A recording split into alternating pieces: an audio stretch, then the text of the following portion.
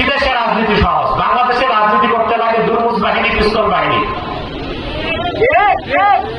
পাতি নেতা, সাথী নেতা, উপনেতা, ঠিক না?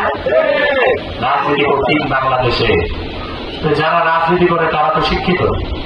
আবার যারা রাষ্ট্র পরিচালনা করে, ডিপ স্টেটকে নিয়ন্ত্রণ করে, আমলা, সচিব, উপসচিব, ডিসিএসপি, এরা সবাই কিন্তু শিক্ষিত। তো দুর্নীতি করে কেন?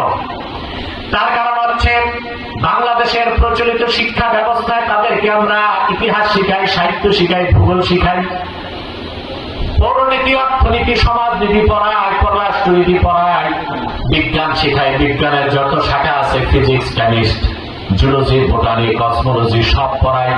শুধু তাদেরকে আল্লাহর কোরআন আর রাসূলুল্লাহর হাদিস পড়াই না পুরাপুরি। ইসলাম ধর্ম বইতে কিছুটা পড়ায় কোরআন হাদিস, তাও পুরাপুরি না। বাকি অন্যান্য ডিপার্টমেন্টে মাস্টার্স পর্যন্ত কোরআন হাদিস, আল্লাহর কোরআন আর নূর নবীজি মুহাম্মদ সাল্লাল্লাহু আলাইহি ওয়াসাল্লামের হাদিস, ইসলামের দ্বীনের মৌলিক শিক্ষা আমরা ধর্ম বইগুলোতে কিছুটা পড়াই, ধর্ম বইতে, তাও ক্লাস 10 পর্যন্ত। কিন্তু সকল ডিপার্টমেন্টে মাস্টার্স পর্যন্ত পড়াই না। এই জন্য আমরা ভালো ভালো জাতীয় রাজনীতিবিদ পাই, কিন্তু ভালো মানুষ পাই না নেতৃত্বে। উচ্চশিক্ষিত ক্যাডার পাই, কর্মকর্তা পাই, কিন্তু ভালো মানুষ পাই না। কারণ যে ধরনের শিক্ষা অর্জন করলে ইমানদার হওয়া যায়, চরিত্র গঠন করা যায়, তাকওয়া বা আল্লাহর ভয় অন্তরে থাকে, ওই রকম শিক্ষা তাদেরকে শিখাই না। এই জন্য তারা রাজনীতির মাঠে আর বিভিন্ন অফিস আদালতে দুর্নীতি আর চুরি করে দেশের তলা ছিদ্র করে দিচ্ছে। রবের নামে জিকির, তার মানে এটা ব্যাপক অর্থ, অর্থাৎ ঈমান আনার পরে শরীয়তের বিধান মেনে নিতে হবে। সকাল বিকাল জিকির, মাঝখানে চুরি ডাকাতি, এটা কি জিকির হবে? জিকিরা আরেকটা অর্থ হচ্ছে সর্বক্ষণ আল্লাহ স্মরণ অন্তরে থাকবে।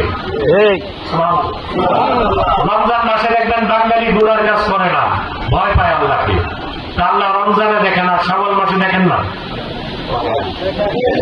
মসজিদে ঢুকে ভদ্র থাকে মুসলমান, বাজারে এসে চুরি করে। আল্লাহ মসজিদে দেখেন, বাজারে দেখেন না। তো রবের নামের জিকিরের অর্থ হচ্ছে সর্বাবস্থা আল্লাহ স্মরণ অন্তরে রাখতে হবে। সফলতার জন্য কয়টা কাজ? কদ আফলাহা মান তাযাক্কা ওয়া যাকারা ইসমা রাব্বিহি, 3 নাম্বার কাজ ফাসাল্লাহ, 5 ওয়াক্ত নামাজ পড়লো। সুবহানাল্লাহ বলেন। আপনারা নামাজ পড়েন ইনশাআল্লাহ সবাই? জি না, বাসারামপুরে নামাজের সংখ্যা কম। জি কম না, আমি প্রমাণ দিচ্ছি। জুমার দিন মসজিদ বারান্দা সব ভরে যায়, আসরের সময় এক কাতার। তো এই মুসল্লিগুলো জুমায় যাচ্ছে, ওরা কি সব ঘর জামাইছিল?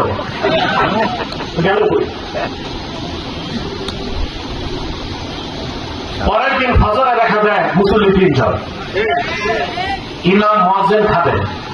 বেচারা ইমামের চাকরি না থাকলে মনে সেও ঘুমাইবে।